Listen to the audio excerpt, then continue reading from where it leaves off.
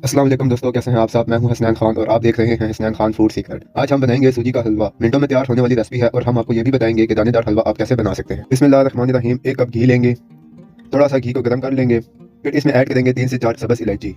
1 minute पकाएंगे, फिर इसमें ऐड करेंगे 1 कप सूजी। सूजी को लाइट ब्राउन कर लेंगे। लो फ्लेम पर सूजी को ब्राउन करना है ताकि सूजी जल ना जाए। अब इसमें 1 कप चीनी ऐड करेंगे। यहाँ पर आपने सब चीज़ों का क्वांटिटी का बहुत ख्याल रखना है। घी, चीनी और सूजी की मिकदार आपने एक ही लेनी है। अक्सर लोग घी कम इस्तेमाल करते हैं जिससे हलवे की बुनाई अच्छे से नहीं होती और ना हलवा दानेदार बनता है।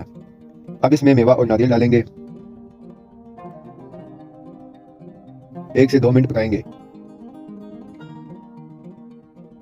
2.5 कप पानी डालेंगे। 1 कप सूजी में 2.5 कप पानी ही डालना है।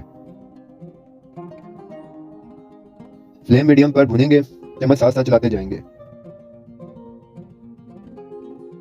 अब इसको इतना भुनेंगे कि घी अलग हो जाए।